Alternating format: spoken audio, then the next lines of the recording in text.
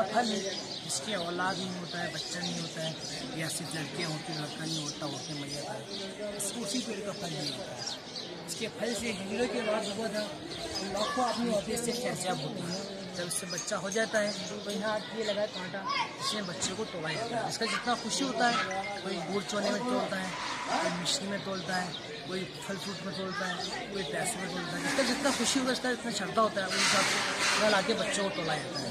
यही पेड़ का फल, जिसके बच्चे नहीं होते, औलाद नहीं होती, जिसको गोंदी का पेड़ बोला जाता है।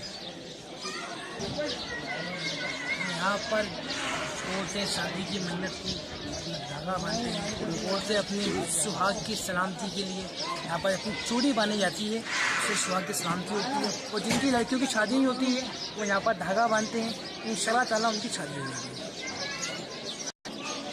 ये मज़ार मुक़द्दस हज़रत रोशन अली दरवेश का है। सरकार के साथ में आए थे, उनकी उंगली काटी गई थी। ये अपनी फरियाद लेकर मदीने शरीफ गए। मदीने से आपको हुक्म हुआ कि आप हिंदुस्तान जाओ, सरकार को साथ लेकर आए। यहाँ पर